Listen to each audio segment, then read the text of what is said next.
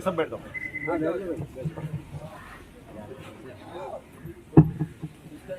धन्यवाद जोहार डॉक्टर राम मीणा जी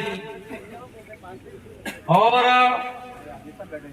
अठे पधारेला તમામ સમાજના અને મારા ભીલ સમાજના માતાઓ બહેનો सबने खूब खूब जोहार धन्यवाद आभार। जय आदिवासी, जय भील प्रदेश, जय संविधान, जय भील। मैं अपनी बात शुरू करने से पहले एक बात रखना चाहता हूं। आज से 2 साल शायद 3 साल पहले अनेक जगहों एक आंदोलन खड़ो हुयो हो। राणा पंजाब भील की मूर्ति तोड़ दी थी और कुंभलगढ़ के युवाओं ने मुझे कहा था कि कांति भाई आप आओ और हमारे पुरखों की मूर्ति वापस लगानी है। तो मैंने कहा मैं आ रहा हूं और राणा पंजाब भील की मूर्ति जैसे ही मैं आया और यहाँ पर पुलिस बहुत कम थी और पुलिस को पता चल गया कि कांति भाई आदिवासी आने वाला है, तो ये पूरा इलाका पुलिस की छावनी से भर दिया गया। फिर मैंने कहा अरे यार भाई पुलिस भाई आए कोई दिक्कत नहीं है, लेकिन मूर्ति लगनी चाहिए। तो एक दिन के अंदर ये पंजाब भील की पाषाण युक्त पत्थर की मूर्ति एकदम झटके से रात में लगा दी, जो आपके बीच में आज खड़ी है।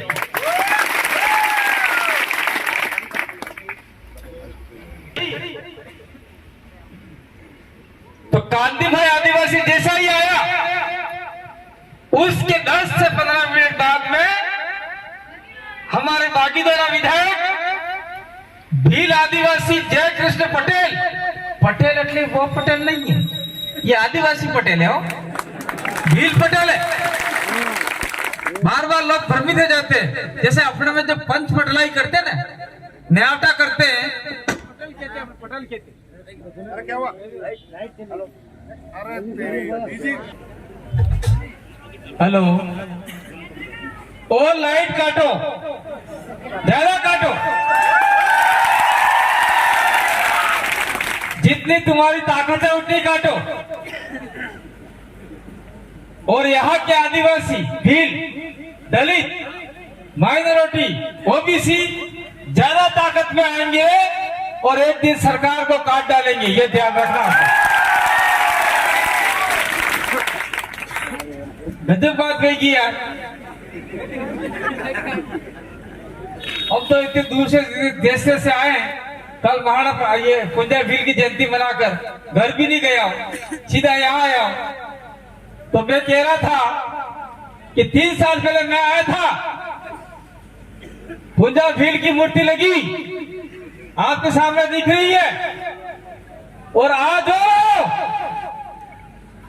मैं क्या कहना चाहता हूं कि आपके 3 नंबर की रूट है, 3 बसें चालू करवाने के लिए कुंभलगढ़ के लोगों ने जो ठान रखा है, डॉक्टर राम मीणा और अन्य साथी को आगे कर रखा है, तो सरकार को झुककर 3 बसें चालू करनी पड़ेगी और चालू होगी। सरकार के बीच में बैठने वाले हमारे भील जय कृष्ण पटेल आपके पीछे बैठे हुए एमएलए, आज जय कृष्ण पटेल आए, कल थावरचंद डामोर आएगा, परसों उमेश डामोर आएगा, उसके अगले दिन बाद में सांसद राजकुमार रोध भी आएंगे। और तब तक डॉक्टर राम मीणा के पेट को शांति लगानी होगी, ताकत देनी होगी। आप सभी अगर इनको ताकत दोगे तो ये बिना खाए पिए 10 दिन निकाल सकते हैं, जो मुझे आशा है। क्योंकि थोड़े हट्टे कट्टे हैं, लेकिन फिर भी आप लोगों को संबल देना है। और मैं प्रशासन और दूसरे लोगों को कहना चाहता हूं, यहाँ पर धरना दे रहे लोगों को एक जरा सी भी खरोश आई तो पूरा भील प्रदेश यहाँ उमड़ पड़ेगा और पूरा कुंभलगढ़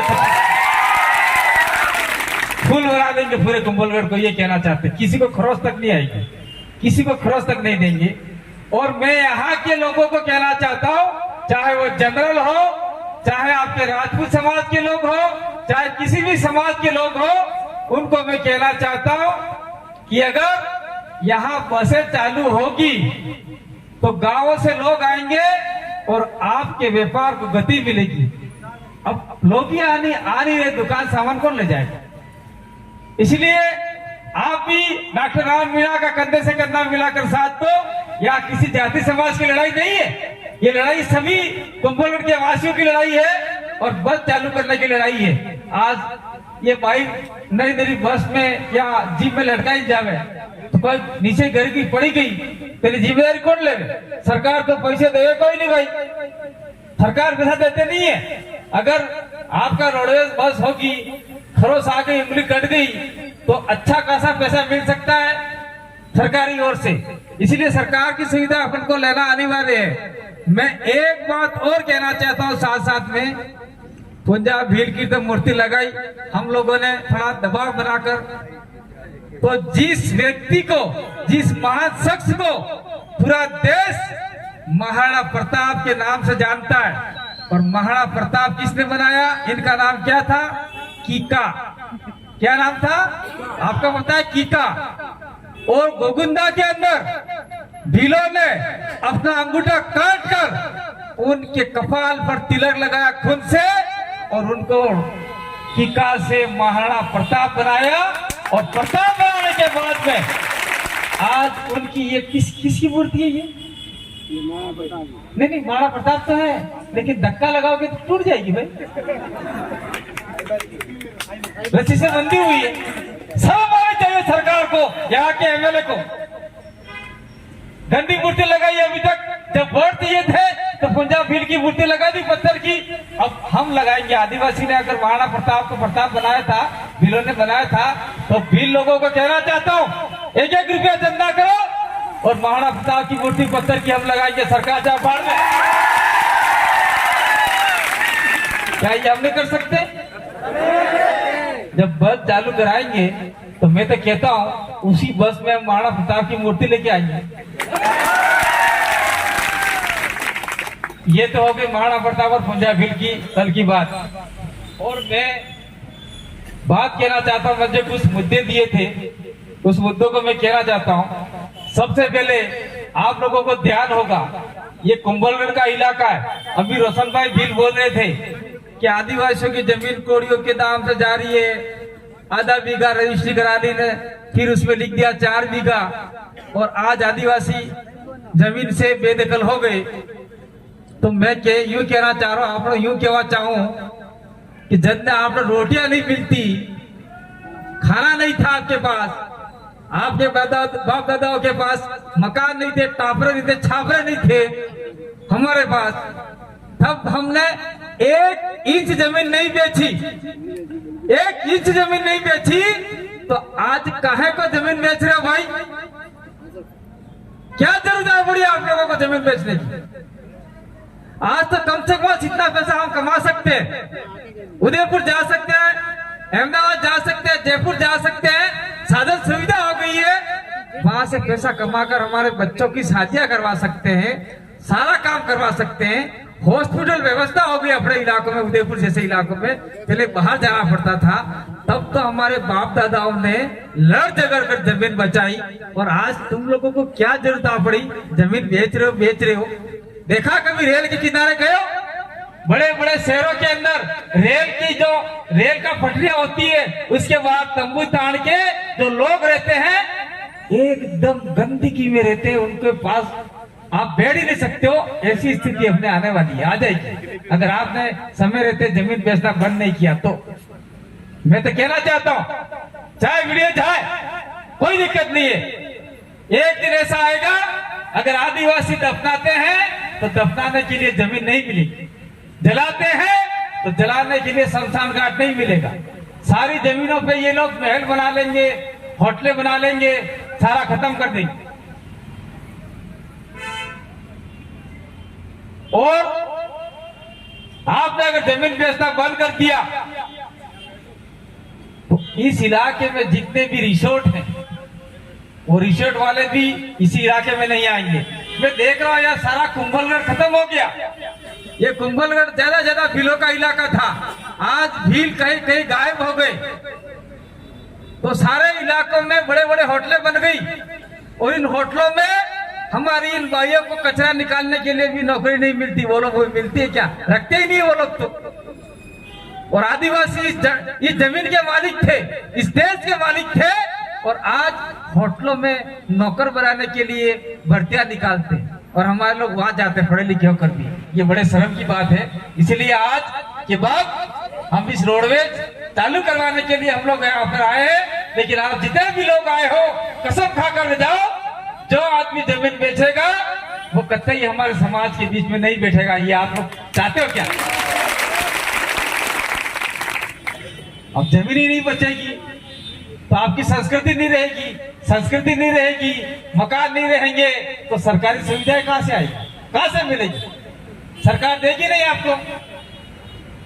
अब दूसरा मामला ये था कि आपका जो राजसमंद सोनगढ़ जी जितने भी लोग हैं, राम मीणा है और जितने भी लोग हैं, उन लोगों ने पहले से डिसाइड कर रखा है, हमने भी कहा रखा है पहले से ही कि पूरा राजसमंद जिला अनुसूचित क्षेत्र आप टीएसपी करने जाओगे तो घंटा ही नहीं मिलेगा। ध्यान रखना, संविधान के अंदर बाबा साहब और अन्य लोगों ने संविधान लिखा है, उस संविधान के अंदर टीएसपी शब्द का कहीं जिक्र नहीं है। आपके जितने भी पढ़े लिखे लोग होंगे उनको पूछ लेना, टीएसपी एक परियोजना है, एक योजना है। टीएसपी नहीं बोल के अनुसूचित क्षेत्र शेड्यूल एरिया बोलना है और शेड्यूल एरिया अनुसूचित क्षेत्र में पूरा राजसमंद जिला घोषित करवाना है ताकि यहाँ के लोगों को फायदा मिल सके। सरपंच आपके होंगे और उसके बाद में कुछ इलाके ऐसे होंगे जहाँ एससी के, माइनॉरिटी के और आपके ओबीसी के लोग सरपंच बन सकते हैं। ये बात है। अगर इसके बाद भी सरकार नहीं बनाती है, अनुसूचित क्षेत्र घोषित नहीं करती है, तो मैं आप लोगों के बीच में कह के जाना चाहता हूँ, जय कृष्ण पटेल जी हमारे बीच में बैठे हुए हैं, 2-3 एमएलए और हैं, और मैं वादा करके जाना चाहता हूँ आप लोगों के बीच में 2 एमएलए हम उपचुनाव में और निकालने वाले, 2 84 और सलूम्बर, तो 3 तो है, 2 और 5 हो जाएंगे। तो 5 एमएलए मिलकर आपके लिए आवाज उठाएंगे कि राजसमंद इलाके में जहां जिस पंचायत के अंदर 50% से ऊपर आदिवासियों की संख्या है, भीलों की संख्या है, उस पंचायत को अनुसूचित क्षेत्र शेड्यूल एरिया अर्थात टीएसपी घोषित करे ताकि आपका सरपंच बन सके। ये मैं जय कृष्ण पटेल जी को कह रहा हूं, ये आपसे वादा करके जाएंगे, निश्चित रूप से करवाएंगे, इससे फायदा होगा। विशेष भर्तियों में, आपको नौकरियों में, मास्टरों में, सभी समाज के लोगों को फायदा होगा। जैसे डूंगरपुर बासड़ा देख लो, बाहर के लोगों को बैन कर दिया,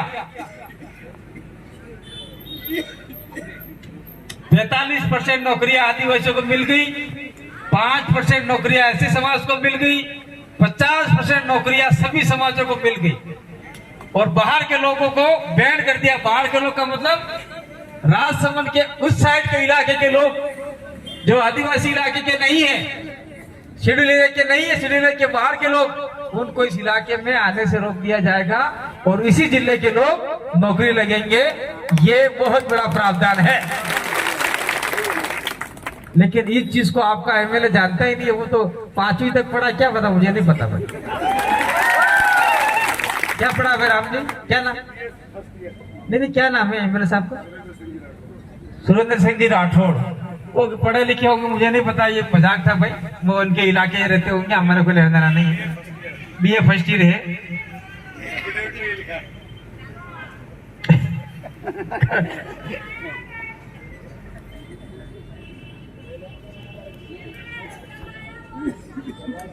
एक चीज था, यहाँ वन विभाग भी है, बिलानाम जमीन भी है, जो आदिवासियों के खाते नहीं है, एससी समाज के खाते नहीं है, ओबीसी के खाते नहीं है, वो जमीन वन विभाग के आसपास है। तो वन विभाग वाले आपको भगा रहे, खाली करो। बिना नाम है तो और पटवारी भगा रहा है, तहसीलदार भगा रहा है और भगा रहे। लेकिन मैं कहना चाहता हूँ, रिसोर्ट बनाना है तो सरपंच लिख के दे रहा है, पटवारी लिख के दे रहा है, तहसीलदार लिख के दे रहा है, वो जमीन उसके खाते हो रही है। लेकिन किसी आदिवासी के खाते कोई जमीन नहीं हो रही है, एससी के खाते नहीं हो रही है, ओबीसी के खाते नहीं हो रही है। जब प्रावधान है, सरकार का कुछ नियम कायदे हैं, वो नियम कायदे जब तक आप में शिक्षा नहीं होगी, आप उस चीज को पढ़ोगे नहीं तो फायदा आपको नहीं मिलेगा। इसीलिए मैं सरकार से दरखास्त करना चाहता हूँ, आप लोगों को कहना चाहता हूँ कि आप लोग जो सरकारी भूमि है उस भूमि पे कब्जा करो, और कब्जे से अगर आपको हटाते हैं तो हमको आवाज दो, हम आपके कंधे से कंधा मिला के लड़ाई लड़ने के लिए तैयार हैं। और जैसे ही मैं आया, हर बार कह के जा रहा हूं यहाँ से, और कह के जाना चाहता हूँ। अरे भाई ने बोलवा दो भाई, कोई फर्क नहीं पड़े, कोई इनके दिमाग में या दिल में कुछ दर्द है, उस भाई को दर्द है। मैं एक बात और कह के जाना चाहता हूँ, किले के अंदर हल्दी घाटी का युद्ध हुआ, उससे पहले इस किले के अंदर जब किला नहीं बना था, उस किले की जमीन पर भील आदिवासी रहता था कि नहीं रहता था। उसके बाद में कोई अन्य समाज के लोग भी रहते थे, और आज की तारीख में भीलों के घर टूट रहे हैं, जल रहे हैं, बरसात से खत्म हो रहे हैं। अगर भील 1 किलो भी सीमेंट लेके जाता है उसका घर दुरुस्त करने के लिए, तो प्रशासन उसके ऊपर डर लगाता है, सीमेंट लेके ऊपर चढ़ने नहीं देता, अन्य समाज को चढ़ने नहीं देता, घर को बनाने नहीं देता। और वहां पर जो अन्य समाज के लोग रह रहे हैं, मैं कहना नहीं चाहता कि समाज का दुश्मन नहीं हूं, मैं और कह रहना चाहता हूं, राजपूत समाज के लोग रह रहे हैं, अच्छी कंडीशन में रह रहे हैं, और गरीब तबके वर्ग के लोग, उनको सीमेंट नहीं लेके देने ऊपर चढ़ने दिया जा रहा है। तो मैं कहना चाहता हूं, आप तो इंसान हो, तो क्या हम जानवर हैं? अगर आपका मकान बना है तो भीलों का मकान भी बनना चाहिए, दलित का मकान भी बनना चाहिए, माइनॉरिटी रह रहा है उसका भी बनना चाहिए। क्यों बनना चाहिए? महाराणा प्रताप के साथ में, पुंजा भील के साथ साथ में हकीम कासूरी भी लड़े थे। महाराणा प्रताप अकेले नहीं लड़े थे, महाराणा प्रताप का भाई मान सिंह तो, शक्ति सिंह तो महाराणा प्रताप के विरुद्ध में हो गया था, उनके खिलाफ में लड़ने के लिए तैयार हो गया था। लेकिन उसके साथ में भील सैनिक और आपका हकीम कासूरी, दलित वर्ग के लोग, ओबीसी वर्ग के लोग सेना के साथ मिलकर अकबर की सेना को हल्दी घाटी के मैदान से भगाया था और जीत दिलाई थी। इसीलिए अगर कुंभलगढ़ के किले में अन्य समाज के मकान बने हुए हैं तो वहां पर कभी ध्वस्त करने का अवसर सरकार को देना चाहिए। अगर सरकार नहीं देती तो आने वाले समय में हम लोग किले पर ही बहुत बड़ा आंदोलन खड़ा कर सकते हैं, और हमको करना चाहिए। इसलिए करना चाहिए क्योंकि अगर आपके घर गिर गए तो आप रहोगे कहां? आपके पास तो जमीन है नहीं, सरकार देने वाली है नहीं। इसीलिए मैं कहना चाहता हूं कि आप लोगों को एकता में रहना होगा। आपको कल डराया जाएगा, धमकाया जाएगा, आपको हटाया जाएगा, लेकिन मैं कहना चाहता हूं कि आप डरो मत।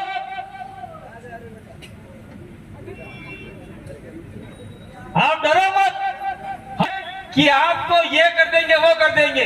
हम इसलिए आए हैं कि आपके दिले दिमाग में एक डर है, एक खौफ है, उस डर को खत्म करना चाहते हैं और आपको आजाद करना चाहते हैं। आजादी जिसे करना चाहते हैं कि आपके अंदर डर की गुलामी है, डर की गुलामी है, तो उस डर को भगाओ और आगे बढ़ो, लड़ाई लड़ो अपने हक अधिकार के लिए। जैसे पुंजा भील, टंट्या भील, बाबा साहब अम्बेडकर, बिरसा मुंडा और आपका तिलका मांझी, सावित्रीबाई फुले, इन सभी ने मिलकर लड़ाई लड़ी थी, वही लड़ाई हमको लड़नी पड़ेगी। अगर नहीं लड़े કરી રહ્યા ઘણા પડી રહ્યા નવી નવી કોલેજ કરી રહ્યા નવી છોરિયા ડોક્ટર બની ગई નર્स बनी गई मास्टरी बनी गई तो अटेरी बिलारी छोरिया क्यों नहीं बन रही है बिलारा छोरा क्यों नहीं बन रहा है ऐसी समाज छोरा क्यों नहीं बन रहा है वहां के लोगों ने आज आप 4 बजे देखो लड़के गायब हो गए और लड़कियां इतनी निकलती है स्कूल से पूरी लाइन लगी रहती है लड़कियां सबसे ज्यादा स्कूल जाती है और आप किसी से डरे पता नहीं है इसलिए मैं कहना चाहता हूं चाहे वो एसी हो दलित हो भील हो अन्य समाज का व्यक्ति हो अधिकतम बच्चियां स्कूल भेजो ताकि वो वहां से पढ़ के आएंगी संविधान के बारे में आपको बताएंगी और आपके अधिकारों को आप लोग पढ़ पाओगे समझ पाओगे मैं किसी जाति धर्म संप्रदाय का विरोधी नहीं हूं लेकिन मैं कहना चाहता हूं अभी नवरात्रि चल रही है बहुत बढ़िया चल रही है रात को पहले हमारे भोपे होते थे जवारा बांधते थे और वो एक लोखंड का वो आते थे ऐसे ऐसे 12 दम मारते थे वही था क्या दूसरा था आप बैठे हुए बता दो मेरे को ऐसे कावड़ हम तो कावड़ बोलते हैं उसको गरम करके दे ऐसे साकड़ माता जी है ना अपने जो कुल देवी अपने बिलो की कुल देवी और आज क्या हो गया सब भूल गए गुजरात से घर में लाए और पूरी रात लड़के लड़कियां न जाने कहां नाचती है कौन से जंगल में जाते हैं ऐसा पता नहीं है हाँ सवाल घर में जो आपकी गौरिया थी बिलों की वो खत्म कर दी घर में लाए और मैं कहना चाहता हूं आप लोगों को पुलिस वाले भाई भी सुन रहे एक रिपोर्ट आई है सर्वे की रिपोर्ट आई है नवरात्रि के 2-3 महीने बाद में सबसे बड़ा इंडिया में गर्भपात होता है गुजरात के अंदर गर्भपात होता है कितने शर्म की बात है और ये भाई सुन रही है मेरी माता है मैंने सुन रही है लेकिन सही बात है वो थाने होना भी जाओ कोई फर्क नहीं पड़ा आप हिंदी समझो नहीं समझो और जो दुकानों में मेडिकल में जो आपके सामान मिलते हैं गर्भ को रोकने वाले वो सामान सबसे ज्यादा इस नवरात्रि के समय बिकते तो ये पवित्र महीना है कि पवित्र दिन है कि अपवित्र दिन है क्या कर दिया है लोगों ने देखो इस चीज को समझना होगा इसलिए मैं कहना चाहता हूँ कहने का मतलब ये है कि आप जैसे जुलाई महीना स्टार्ट हो गया तो आपके सबसे पहले आ गया दशामाता पहले नहीं था उसके बाद में आ गया आपका गणपति पहले नहीं था इसके बाद में गौरी आ गई इसके बाद में नवरात्रि आ गई और बच्चा स्कूल में जाके पढ़ेगा कब और पढ़ेगा नहीं तो नौकरी लगेगा कब नौकरी लगेगा नहीं तो आपकी बेरोजगारी आपकी गरीबी दूर होगी कब इसलिए अधिकतम बच्चों को पढ़ाओगे तो बच्चे डॉक्टर बनेंगे मास्टर बनेंगे और अधिकतम ये पुलिस वाले भाई जैसे भी बनेंगे आप विचार करो कि हमारे तो नौकरी नहीं मिल रही है नौकरी नहीं मिल रही है आप गरबा खेलोगे आप गणपति विसर्जन करोगे आप दशामाता विसर्जन करोगे तो फिर क्या घंटा पुलिस वाले बनेंगे क्या घंटा मास्टर नहीं बनेंगे मास्टर बनेंगे कोई नहीं बनेंगे भाई जो आस्था है उसमें रखो कोई दिक्कत नहीं है लेकिन आपको अपने बच्चे को शिक्षा एजुकेशन देनी पड़ेगी और मैं कहना चाहता हूं ये जो 17 सीटें हैं हमारे आदिवासी इलाके की यहाँ कोई पार्टी का कार्यक्रम नहीं मैं खुद पार्टी बनाई है मैंने भारत आदिवासी पार्टी मैंने खुद बनाई है उस पार्टी को बना के हम लोग आ रहे थे पार्टी बना के लाया लेकिन ये पार्टी की सभा नहीं मैं कहना चाहता हूं कि 17 विधानसभा सीटें हमारी है उस आदिवासी इलाके की इसके बाद में कुछ सीटें हैं आपके पूरी राजस्थान की आज की तारीख में शायद 33 एमएलए आदिवासियों के हैं ये बता रहा हूं आपको और हम लोग अगर प्रयास करें तो ये इलाके में कुछ और 8, 10, 15 और बन सकते हैं 15 और 33 कितने हुए 53 नहीं 40-45 के आसपास और 45 या 30 जो भी एमएलए अगर अपन बनाने में सक्षम हुए तो सरकार आपकी बनाने में कोई नहीं रोक सकता। जिसको मुख्यमंत्री बना सकते हो वो बना सकते हो, वो ताकत हम आप लोगों को दिलाएंगे। सब आपकी रोडवेज से बसे हो, मैं तो कहता हूँ रोडवेज तो छोड़ो, यहाँ ट्रेन भी चालू हो सकती है, रेल, क्योंकि इतना बड़ा इलाका है। ये सारी बातें कहने के पीछे कारण यही था कि आप लोग समझदार हो जाओ, जाग जाओ। और आज की तारीख में कांति भाई आदिवासी इधर आया है, इस स्थिति परिस्थिति में घर में गया 2-3 दिन से, आज भी आया हूँ। आज जय कृष्ण पटेल है भील आदिवासी के हमारे युवा लाडले कुंवर हैं, वो भी आए, अभी शादी नहीं की उन्होंने, अभी समझ जाओ कर शादी खराब रखा है।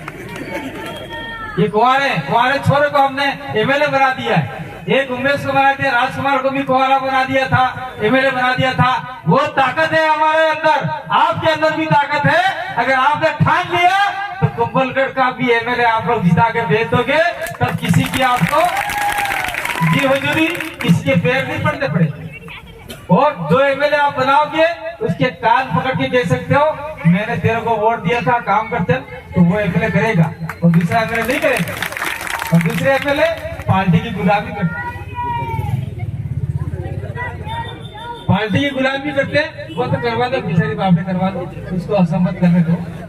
अब ये सारी बातें हो चुकी है और मैं ये कह के जाना चाहता हूँ आप लोगों को, आप लोग डटे रहिए, डॉक्टर राम मीणा का साथ दीजिए, उनके साथ में 5-6 लोग और बैठे, सभी का साथ दीजिए।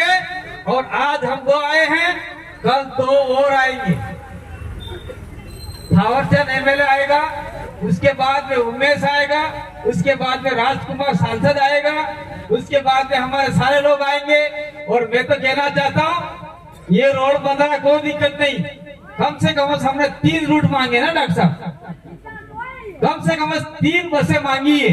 अरे 3 नहीं देवे तो कोई बात नहीं है भाई, कम से कम 1 बस